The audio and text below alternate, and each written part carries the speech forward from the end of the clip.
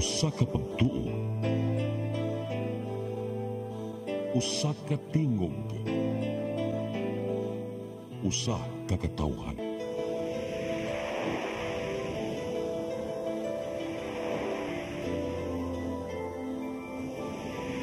Cebu Catholic Television Network.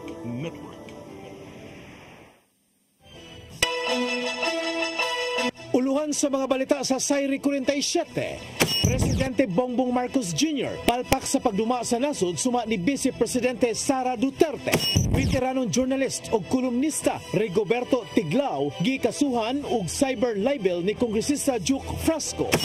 200 ka mga balay na ugdaw sa sunog sa Zone Talong sa Bacnaan, Mandaue. Dinakpan sa PDEA 7 na palgang patay sud sa pansayan sa Silva. Sugbo, Kabisayan ug Mindanao, Pilipinas ug katawhan kutos maabot sa tong Sibya sa tibuok kalibutan mayong hapon.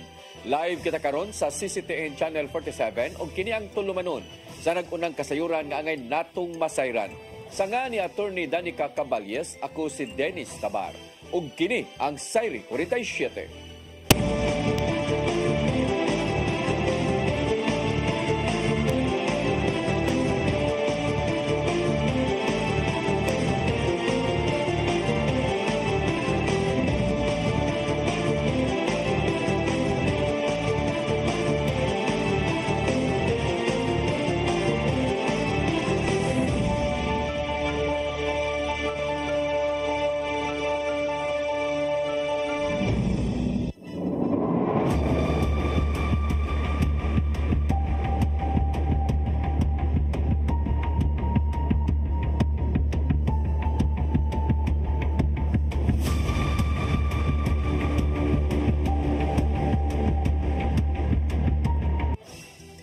Ug karon sa kumpletong detalye sa atong mga balita, Vice Presidente Sara Duterte na mahayag nga napakyas ang kasamtangang administrasyon ni Presidente Bongbong Marcos Jr. pagdumala sa nasod.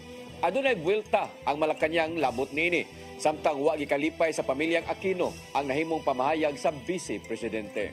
Ang kasayuran ihatod ni Mary Rose Sagarino.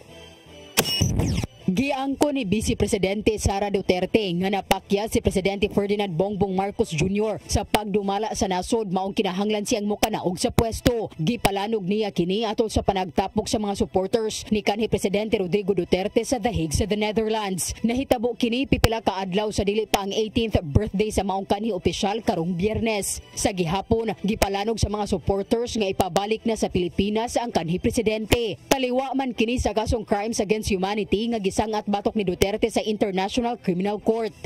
Dahil nasa mga polisiya mo at desisyon mo ang kinabukasan ng kabataan at ng bansa. Kaya yung pagsasabi na hindi mahalaga ang drug test sa aking kapasidad at abilidad na mamuno is tantamount to betrayal of public trust. Samtang gihulagway usab ni Duterte nga delikado alang sa iyang amahan sa higayong mobalik siya sa Pilipinas. Sumapa ni VP Sara nga basin susama usab ang mamahimong dangata ni kanhi Senador Ninoy Aquino nga gipusil sa dihang niabot na sa nasod. Apan wala kini gikalipay sa Malacañang tungod kay susama lang ang kanhi presidente kang Adolf Hitler nga usa ka bantugang diktador. Nakapangutana na lang si Palace Press Officer Undersecretary Claire Castro kung kinsa man ang makabintaha kung ma-resign man ang kasamtangang presidente. Saan po ba nakukuha itong mga kwento na ganito? Saan po nakukuha ang pagkukumpara kay dating Ninoy Aquino? Saan nakukuha yung mga threats? As a matter of fact, hanggang ngayon yung sinasabing threats kay VP Sara, hindi pa rin po na ipapakita sa NBI at saka sa PNP. Samtang nangayo na og ebidensya ang pre-trial chamber sa ICC sunod buwan sa dili pa ang confirmation of charges hearing karong Setyembre. Gihangyo usab sa chamber ang defense team kung magkinahanglan pa ba sila og investigasyon kabahin sa maong kaso. Mary Rose Sagarino, CCTN News. Sa laing balita, gipasakaan og kasong cyber libel ni 5th District Representative Luke Frasco ang veteranong journalist o kolumnista sa usa ka nasudnong pamantalaan. Giduso sa kongresista ang kasong kriminal batok kang Rigoberto Tiglao sa National Bureau of Investigation 7 human gipost ang sa iyang website article ang giingong pagdawat og suhol aron butaran ang pag-impeach kang Vice President Sara Duterte. Sa 17 ka pahinang complaint ni Frasco, natandog ang iyang reputasyon isip public speaker kung deputy speaker tungod sa sinuwatan sa maong periodista diin libuan ang nakabasa nini online. Usa si Frasco sa kapin 200 ka mga kongresistang nipabor sa pag-impeach sa Vice Presidente tungod sa gingong dili makatarunganong paggasto sa pundo sa iyang buhatan o sa Department of Education.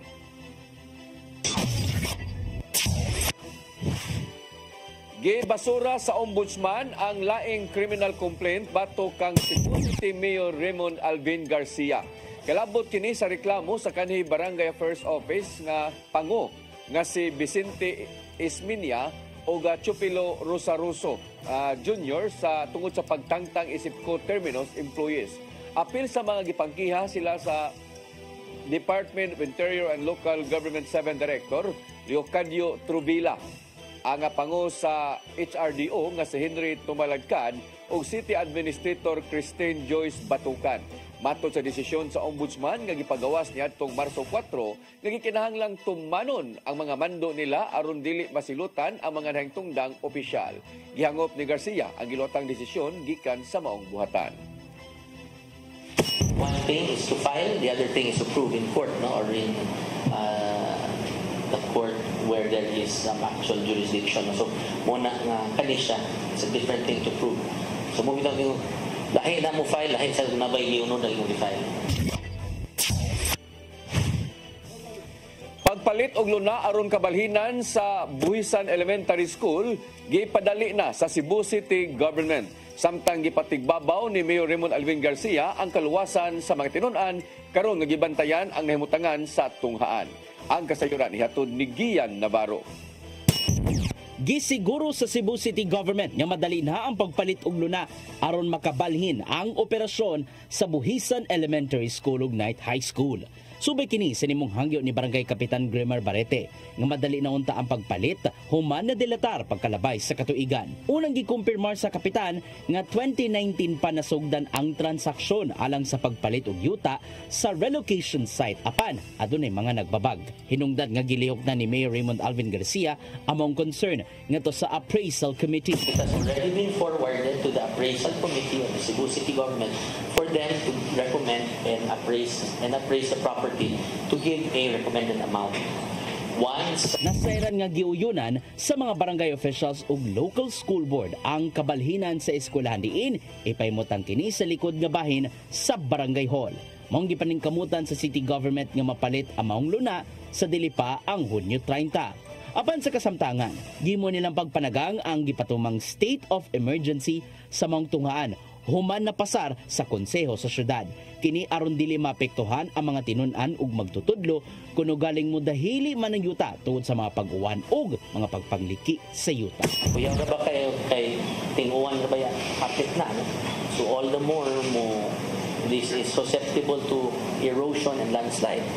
So muna nga ato ni paspasan so that we will already have a clear direction as to the Buhisan.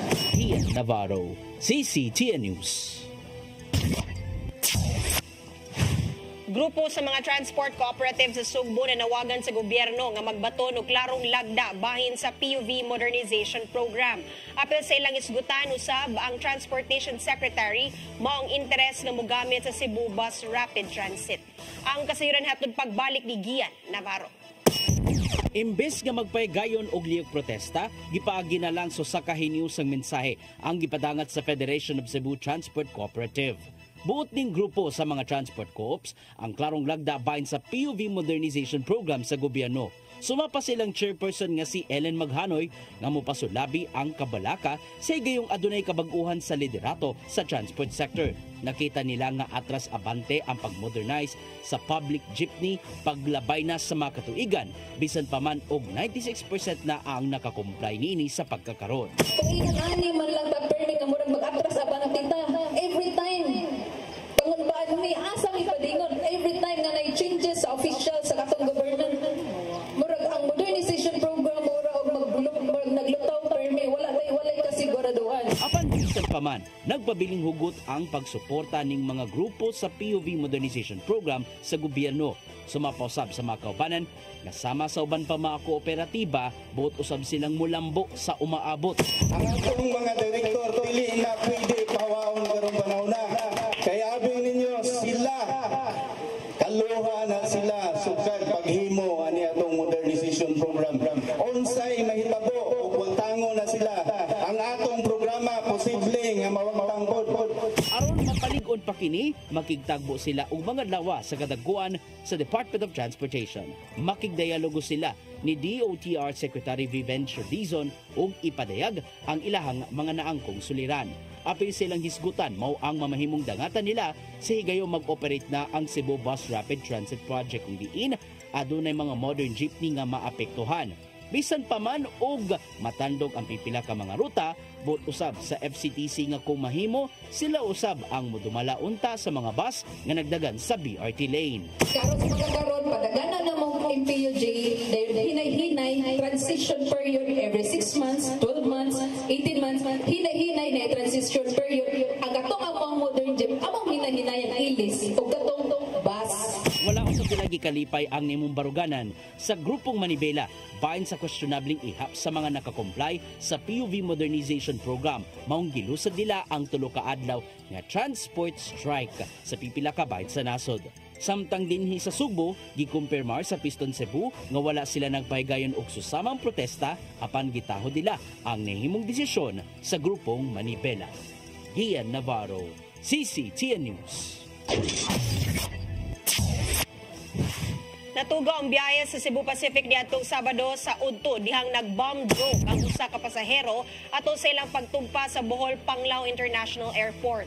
Matod sa Civil Aviation Authority of the Philippines kun kaap nga usa ka flight attendant ang nakadungog sa panagistoryahay sa duha ka pasahero kabahin sa bomb joke. Dali miresponde ang Kaap Security Intelligence Service aron pagsusi sa kahimtang sa gisakyang eroplano.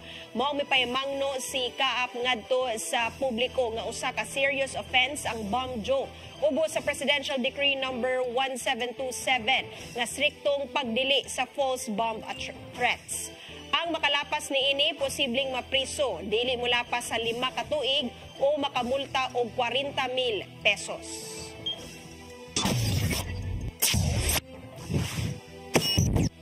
Mosunod, sunog miigo sa Zone Talong sa Pagdaan Mandaue, 200 ka mga balay na ugdaw. Kana og daghan pa mga balita sa pagbalik sa Sayri 47.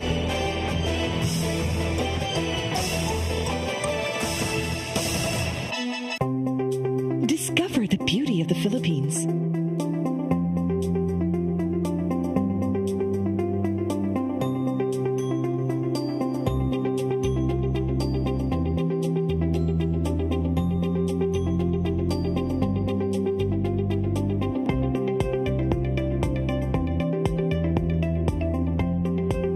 With Philippine Airlines, the country's flag carrier.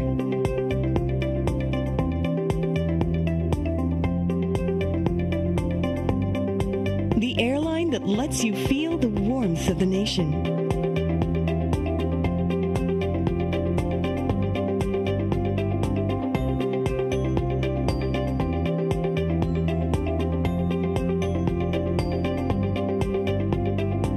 Mabuhay!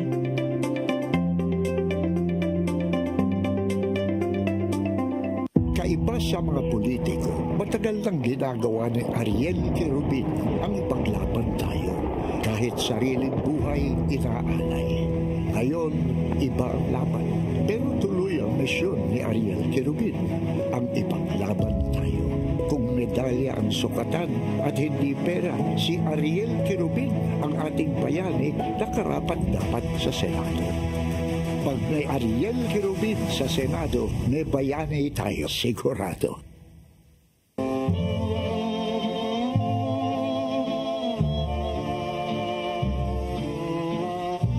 Vicente Soto, giilang amahan sa modern Cebu literature, one of the greatest Cebuanos of the 20th century.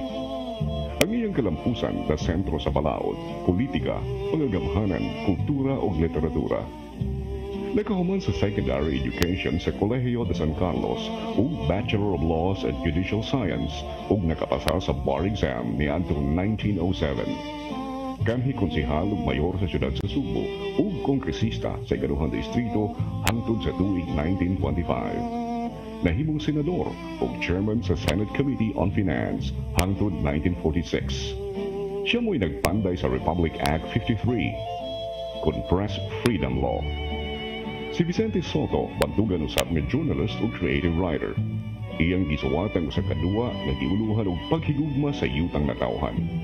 Maming, usa ka short story, ug Elena, laing duwa sa bantawan nga gibasugdayag sa karaang teatro Ongkera.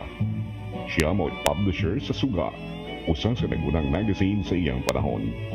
Si Vicente Soto, apuhan sa senador nga si Vicente Soto III, kun Tito Soto. Si Vicente Soto namatay sa edad nga 73 niadtong 1950. Vicente Soto, karbo sa Subo. Subuano ni.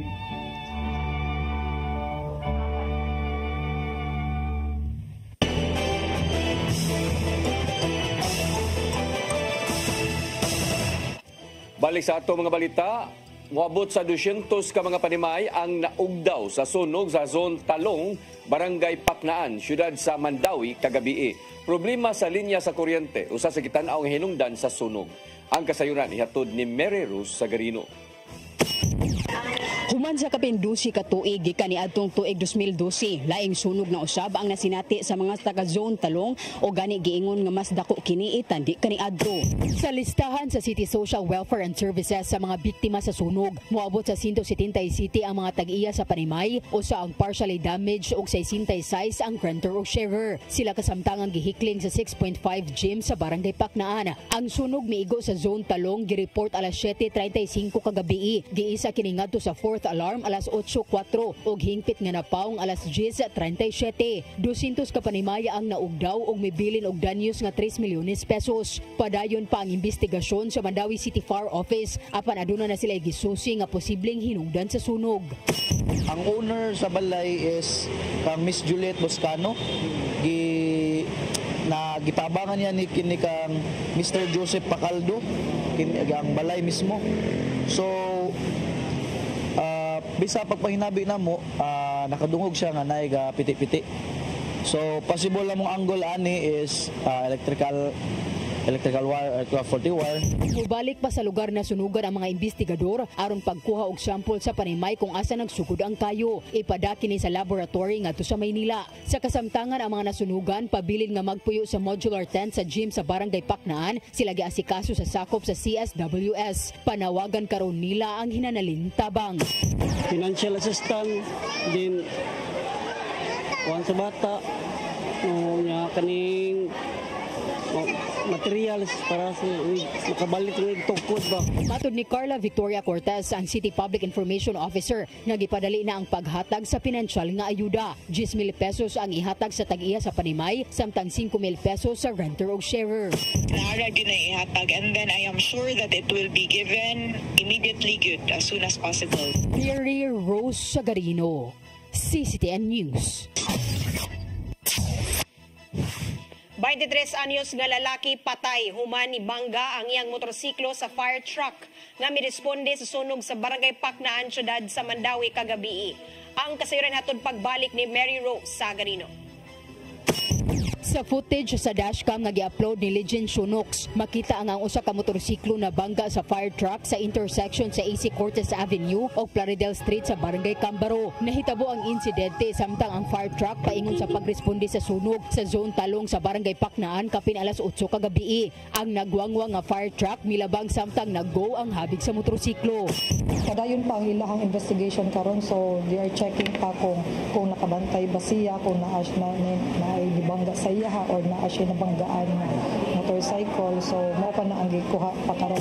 Gida sa Mandawi City Hospital ang 23 anyos nga motorista nga si Juan Paulo Mindo apan gideklara nga dead on arrival sa mga doktor. Si Mindo usa ka call center agent o residente sa City Usunlot, Barangay Kalawisan sa Dakbayan sa Lapu-Lapu. Samtang ang driver sa fire truck misurrender kaganinang buntag sa Traffic Enforcement Unit sa MCPO. Ang fire truck nga nalambigit sa aksidente gipanag-iya sa Cebu Filipino-Chinese Volunteers Fire Brigade. Nagpaabot pa ang kapulisan sa desisyon sa pamilya sa biktima kung ipadayon ba nila ang pagpasaka og kaso nga reckless imprudence resulting to homicide batok sa driver sa fire truck. Giawhag usab ni Villaro ang mga driver mapa-emergency vehicle man o dili nga kanunay magmatngon og magbinantayon hilabi na sa intersection. Naa tay mga masugatan or naa sa ato ang likod nga park sa asa mga dapit nga naanay mga emergency siren nga ato ang mga emergency vehicle. So kita kabalo jud ta dapat nga mo padaplin mo stop and mo padaplin para sa ilaha nga mo give way ta para sa ilaha pag-agi. And also sa ato ang mga emergency vehicle sad pod sila sad pod sa ilaha sad pod papadagan is dapat cautious sa gyapon sila, with caution gyapon ang ilang mga pagpadagan, especially nga sa mga intersections nga wata kay baw nga ang uban sad pod nga wala nakadungog or dili klaro ang ilahang mga siren. Mary Rose Sagarino, CCTN News. Leader sa Nadira Gun for Hire Group o kauban lakip na ang hitman sa kaatbang niini nga grupo nga Gido Gun for Hire nadakpan sa subsub nga operasyon sa kapulisan sa Dakbayan sa Sugbo. Sila pulos nangangkon nga nakapatay na og mga drug personality sa tag 30 mil pesos ngadto na tag sa 60 mil pesos nga bayad gikan sa ilang amo. Ang kasayuran ihatod ni Arnold Bustamante. Tungod sa subsub nga anti-criminality operation nga gihimo sa kapulisan sa Dakbayan sa Sugbo, nasikop nila ang leader sa usa ka gun for hire group ug ang usa ka sakop sa kaatbang nini nga grupo nga mitugan nga responsable sa mga kaso sa shooting sa milabay nga buwan ug semana. Ang mga hitman nga nadakpan gilang sila nga Wilfredo Pulugon Nadera, 23 anyos taga sitio Kamagong Barangay Lahog, nga giilang ang leader sa Nadera Gun for Hire Group ug ang membro nini nga si Gerson Tapere, 25 anyos taga Paradise 2 Barangay Kinasangan sa Dakbayan Sugbo, ug si Mark RG Ibo alias Garan, 38 anyos taga Sambag 2, sakop kini sa Gibo Gun for Hire. Mato ni Police Colonel Enrico Figueroa, ang hepe sa kapulisan sa Dakbayan sa Sugbo, nga ang leader sa matag grupo dunay amo nga naa sa sulod sa bilangguan nga mao nay momando sa hitman ini nga likidahon na kadto nga mga drug personality nga walay bayad sa illegal nga drugas. Advance pa yung kanilang leader. Pero yung kanilang membro at saka yung sa kabilang grupo, pamisa-misan nagkukulay ba, nagsasabwatan sa ibang trabaho. So nangyayari, yung grupo na hindi nakaka-accomplish sa kanilang trabaho o sa kanilang binibigay na project, yun, nagkakaroon sila ng aksyon na ipinapapatay na nila. Pinasunan usab kini sa hepe sa kapulisan sa Central Visayas, Police Brigadier General Rodrigo Maranan, di nakuha nila ang impormasyon gikan mismo sa mga mga suspitsado. Kanihatag na sila nga pamahayag sa gihimong investigasyon. Gani sa tanan nga mga biktima sa nanglabay nga mga shooting incidents, puros doon ni record nga nadakpan sa kaso sa illegal nga drugas ug gituhoan nga nadudahan sila nga mga police informants na niini ang dakong utang nila sa illegal nga drugas nga may hinungdan nga gipahipos na sila silang amo. Tama ka, ano? Sapagkat yung mga victim ng recent shooting incidents natin sa Cebu City ay pawang mga drug personalities, mga drug pushers yun. No? So kung titingnan mo, in a bigger picture, ini-eliminate nila yung kanilang mga drug pushers, no? On reasons na baka napapaghinalaan na police informant or maybe they are pocketing some of the proceeds of their illegal activities, kaya nila ninyo-neutralize. Yung utang? O yun, yung utang, pwede yun. Kaya pinapatay nitong mga gun for hires na ginagamit ng mga drug syndicates. Ang tulo ka mga suspitsado pulos ng angkon na nakapatay sila din ang bayad human sila makapatay magikan kini sa 30 mil nga tunas sa 60 mil pesos. Wala pa'y labot ngayon ang suhol sa driver sa motorsiklo nga lang sakyan. Sinadera mitugan nga makapito na siya nakapatay din ang ilang gipangtira mao kadto nga mga nalambigit sa illegal nga druga samtang si Ibo 16 na katuig nga nahimong gun for hire ug ubay-ubay no sa mangyang napatay. Kaso drugs. Pilay bayad sa imong sir? 30. 30-40 pero dili na siya imuha lang apil na siya sa katong murang driver.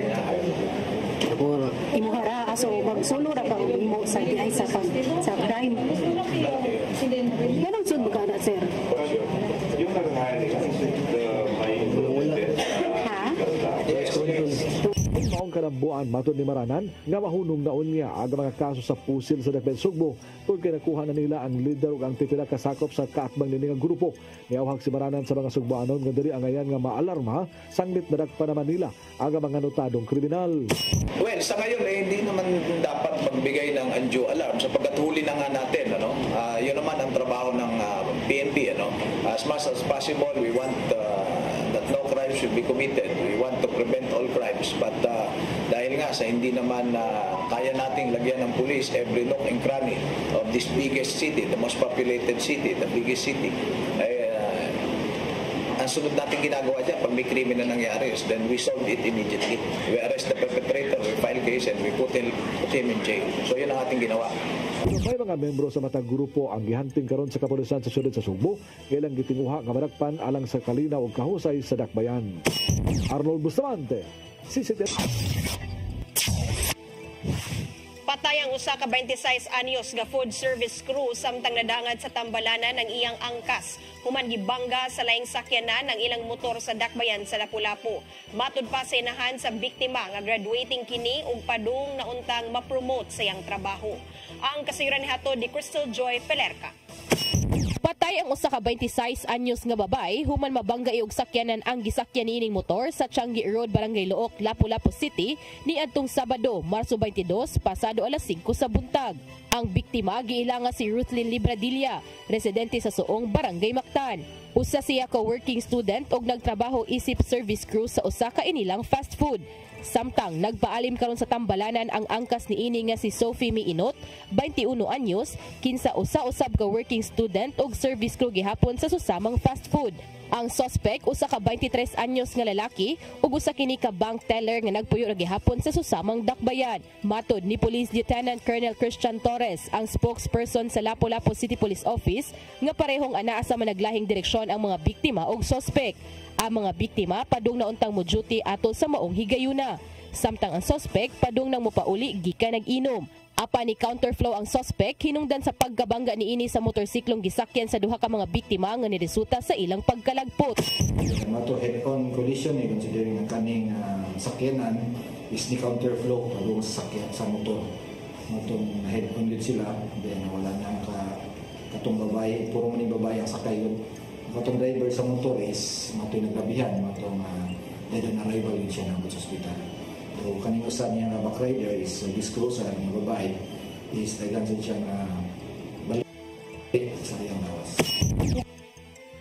Ang usab ni Lieutenant Colonel Torres nga nagpositibo sa alcohol breath test ang suspect. Kaganihang buntag, ang 23 anyos nga suspect napasakaan na og kasong reckless imprudence resulting to homicide, reckless imprudence resulting to damage to property ug kasong kalapasan sa Republic Act No. 10586 o ang Anti-Drunk and Drug Driving Act. Samtang gibutyag ni Emeline Libradilla, inahan sa namatayng biktima, nga dili pa sila makadawat sa nahitabo sa ilang anak, ilabi na usa kini ka breadwinner. Mas lisod dawaton para kaniya ang panghitabo, ilabi na nga graduating sa kursong criminology sa usa ka universidad si Ruthlyn, ug karong Marso 30 unta ma-promote na kini pagka-manager sa iyang trabaho.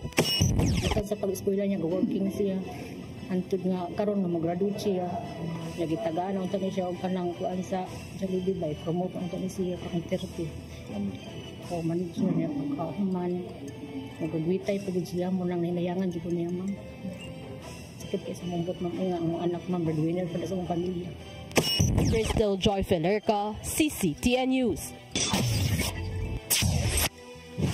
Samtang sa dakbayan sa Lapu-Lapu gihapon, gisusi sa Lapu-Lapu City Health Office ang usa ka foundation human makadawat og kopya sa reklamo nga gipadangat sa 888 o Citizens Complaint Hotline. Ang mao nga reklamo gusto niining ipasusi kung isunod ba ang foundation sa proper handling og storage sa gipanghatag niining nga libreng anti-rabies vaccine. Ang kasayuran ihatod pagbalik ni Crystal Joy Pelerca. Niadtong Pebrero 26, tuig 2025, nakadawat og kopya ang lokal nga kagamhanan sa dakbayan sa Lapu-Lapu kabahin sa reklamo ang gipadangat sa usa ka concerned citizen ngadto sa 8888 o Citizens Complaint Hotline. Base sa reklamo sa mong citizen, gusto niining ipasusi sa City Health Office ang Ryan Yuson Foundation sa Barangay Bangkal nga nanghatag og libreng anti-rabies vaccine kung nakasunod ba kini sa proper handling og proper storage. Ang maong foundation gipanag-iya ni Ryan Yuson nga nga nidagan sa congressional seat sa Lone District sa Lapu-Lapu. Matod ni Attorney James Saison, ang city attorney, nga human sa mong reklamo, iya dayon kining gipasusi sa mga personnel sa Lapu-Lapu City Health Office. Ato ang nakita o ato ila pong giadmitar na number one, di sila accredited sa DOH as animal bite facility. Number two, wa po sila trained personnel to administer the anti-rabies vaccine. Wa sila cold storage, which is very essential in animal bite center. Si Yuson mo ikaatbang ni Mayor Gerard Hongchan karong umaabot nga eleksyon. Apan gitataw sa city attorney nga wa kini sagol pa politika. Wa tay politika no involved. It just so happen nga mag-atbang sila ni Mayor sa eleksyon. We received a valid complaint from the Presidential Complaint Center sa Malacanang. Naman tayo resibo anak nga nakadawat ta og 888 nga complaint. Isuwayan pagkabot sa mga sakop sa media ang habig ni Yuson apan wa kini ni atubang. Apan ang iyang staff nga si Amy Cruda nga mo'y perming mo assist sa mga pasyente ni pasabot nga nisunod sila sa proper handling og storage sa anti-rabies vaccine nga ilang gipanghatag. Tungod kay matod pa niya ang iyang amo usa ka pharmaceutical distributor ug nakahibaw kini sa saktong pamaagi. So mo na nga amo na siya ilang ikarga sa among sakyanan padung dito sa City Health kay para masiguro na mo nga di sila malangan. Ug sa cold chain management ma'am kay mausad lagi pud usa sa ilang concern ug yun sa pag handle na sa amo ang mga pharmacists, sa amo ang mga sa delivery, same way ra gyud pud ma'am. So nakastore na siya sa box ma'am. Kanabang murag ka ng mga box na mo, mga sudlanas, mga tambal nga naa diha nabutangan ko na siya namo sa mga ice gel para secured yun ang vaccine. Dugang paniyang dili sila basta-basta mohatag og anti-rabies vaccine o kinahanglan nga adunay dalang reseta ang pasyente. Yeah. Pero ang amo ang proseso ana, basta first dose, amo gyud na silang i-advise nga moadto gyud na sila sa City Health kay para ma-avail nila ang serbisyo sa gobyerno nga libre sa first dose o mahatagan sila atong kanang slip kay naman ay adto na dito isuwat ang ilang kanang details niya. Mao na ilang dadon dire para pud sila makalibre na sa second dose, third dose, fourth dose kay mao po na amo ang ilibre nila ang niya. O wala sila dalaan na dili mi mohatag. Gibutyag usab si Cruda nga ang maong reklamo way pangan aron unta makapangayo silang pasaylo. Apan siyang mahinumduman wa pa sila'y pasyente nga nangayo og anti-rabies vaccine nga wa niya makuyugi ngadto sa City Health. Human misusi ang City Health Office sa Ryan Yuson Foundation, giangko ni Cruda nga gihunong una nila ang pagpanghatag og anti-rabies vaccine. Naghuwat na lang sila nga mahatagan silang pagtugot balik gikan sa City Health Office. Apan dugang paniya nga nagpadayon gihapon ang ilang pagpanghatag og libreng tambal para sa kadtong adunay reseta. Crystal Joy Felerca, CCTN News. Pope Francis nakagawas na human na landig sa Tambalanan sulod sa kapin usa ka buwan. Samtang laing Pilipino ang gitudlo sa Vatican City isip Apostolic Nuncio sa European Union. Ang kasayuran hato di Gian Navarro.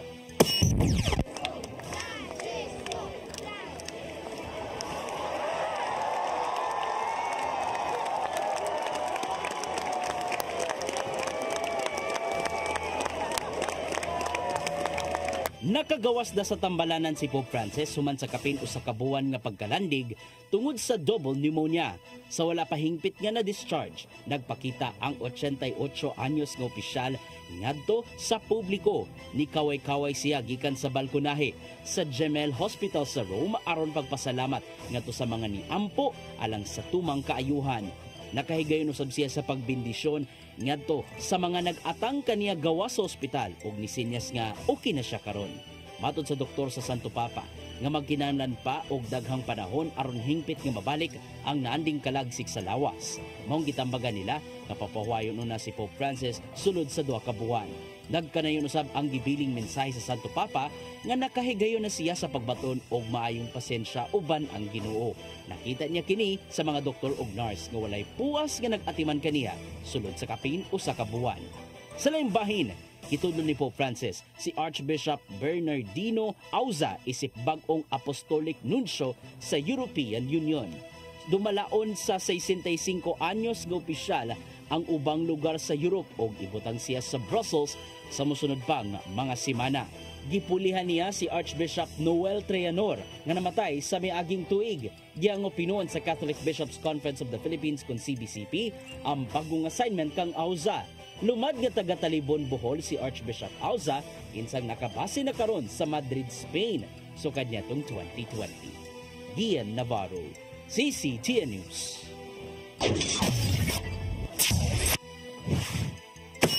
Musunod, dinakpan sa PDEA 7, napalgang patay sud sa pansayan sa Silda. Kanaog daghan pa mga balita sa pagbalik sa Sayri 47.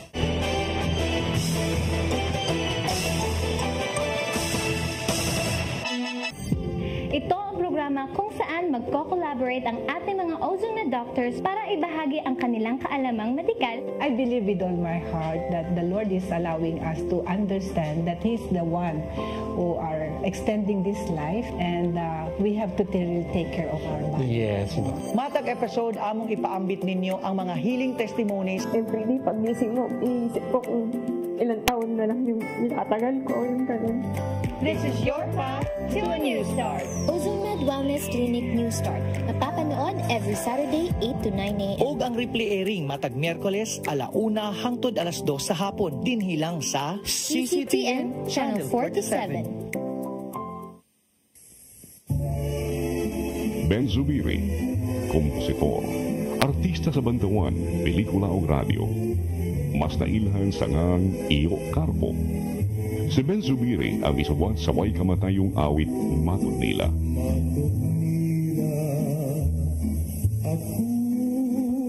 Alang sa uban, ang Matud Nila usa ka cultural anthem sa mga Cebuano.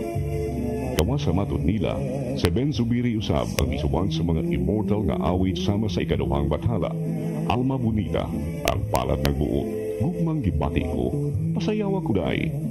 Si Ben Zubiri namatay niya atong 1969. Apan ang iyangan, buhi kanunay sa kasing-kasing sa mga taong padayong nag-awit sa iyang mga komposisyon.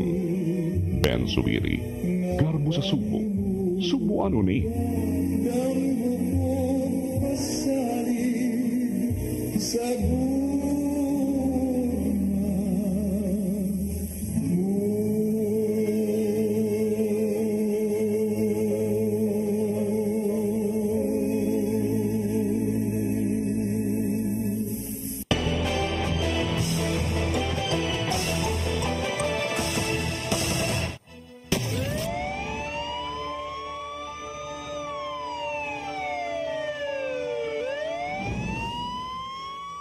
Balik sa ato mga balita, tulo ka mga sakop sa sindikato sa pagpayuhot og mga dili lisensyadong armas didto sa dakbayan sa Danao na dakpan sa PRO7 atol sa buy-bust operation. Ilang leader nga kanhi barangay elected official nakaikyas usab ang kasayuran ihatod ni Arnold Bustamante. Kanhi elected official sa dakbayan sa Danao wala lang una nganli aga pa rin karon nga nagtago-tago samtang ang tulo niini kakauban ang nadakpan ato sa gilusad nga buy-bust operation sa pagpamanigyag dili lisensyadong armas niadto gad Biyernes atong gabi didto sa barangay Suba sa siyudad sa Danao. Ang mga operasyon gipangunahan kini sa mga personnel sa Regional Special Project Unit 7 sa pagkikalayon sa Regional Mobile Force Battalion kon RMFB7 human sa pipila ka buwan nga intelligence monitoring o surveillance. Malampuso nila nga nasikop ang mga suspitsado gawa sa usa ka elected official nga nakaikyas nga resulta sa pagkasakmit sa nakalain-laing kalibre sa armas. Ang mga armas nga nasakmit naglanggog kini sa tulo ka 45 kalibre pistola nga dunay unom ka mga magazine ini nga walay sulod nga bala usa ka unassembled unit sa KG9 machine pistol nga dunay duha ka mga magazine ug usa ka unassembled unit sa Black Widow 9mm pistol. Sigon sa pamahayag sa Police Regional Office 7 nga aga mga nadakpan sa kapulisan sakop sa sindikatong grupo nga nalambigit sa gun running nga may tinubdan sa pagpamaligya sa mga loose firearms sa mga criminal groups nga naglihok sa Central Visayas ug ubang lugar sa Pilipinas. Mato ni Police Brigadier General Rodrigo Marana ng hepe sa PRO7 nga ang mga tinugyanan sa balaod labi na ang kapulisan hugot ang ilang pagmonitor sa maong grupo ilabi na silang kalihukan subay sa hulga nga ilang nahimo sa seguridad sa kaluwasan sa publiko. So ang pagka-neutralize natin, pagkahuli dito sa gun running syndicate na ito ay may tuturing nating isang major accomplishment sapagkat itong mga loose firearms na kanilang ginagawa ay ginagamit ng mga lawless element. incidents. At siyempre, pag nasa kamay ng mga sindikato at masasamang loob ang mga loose firearms na ito, ang resulta nito ay isang malagim na krimen. Ang tulog ka nga suspitsado mga tumang kinikalapasan sa Republic Act 10591 kung Comprehensive Firearms and Ammunition Regulations Act in relation sa Omnibus Election Code kung Comelec gun ban. Samtang katong nakaikyas nga usa ka elected official sa Danao, padayon nga gilusad sa kapulisan ng manhunt operation pagtultol sa namutangan ini ug lakip sa mapasakanog kaso ngadto sa korte. May pagabas og kamanduan si Maranan sa hipis sa kapulisan sa Dakbayan sa Danao nga dakpon sa labing dali nga panahon aga mga nalambigit sa paggama ug pagbaligya sa dili lisensyadong armas. Nihatag siya usa ka buwan nga tagal aron limpyuhan ang tibok syudad sa Danao ug kinahanglan nga dakpon bilangguon og pasakanog kaso sa korte. Mas lalo pa niyang paigtingin ang pagbabantay sa syudad at hulihin ang lahat ng mga taong involved sa paggawa, pagmanufacture at pagbibenta at pagpapakalat ng mga loose firearms. At siya ay binibigyan ko ng 1 buwan para linisin ang lahat ng mga gumagawa ng illegal na baril sa lugar na yan. Hulihin, ikulong at kasuhan. Kabantayan ni Maranan nga kasagaran sa mga loose firearms nga masakmit sa kapulisan pulusikan sa Dakbayan sa Danao nga may tinubdan ni ini. Arnold Bustamante, CCTV. Napalgang wala na'y kinabuhi sa pansayan sa Silda ang komprador o utanon nga nadakpan sa mga sakop sa PDEA 7, Barangay Mantalungon, lungsod sa Dalaget. Si Juan Amarilia Cantilla, 39 anyos, nakuhaan og 80 gramos nga shabu nga mobalor og kapinto nga sa milyon ka pesos, buy bust money ug cellphone. Sa gipagawas nga pamahayag sa PDEA 7, usa sa mga inmate sa custodial facility mao'y mipahibaw sa ilang prison guard sa gidangatan sa maong lalaki sa pansayan. Dunay nakuha nga farewell note ang mga investigador nga iya ni Cantilla alang sa iyang pamilya sa lungsod sa Dalaget nga giduso na ngadto sa PNP Forensic Unit ug ipaubos usab sa autopsy ang patayng lawas niini.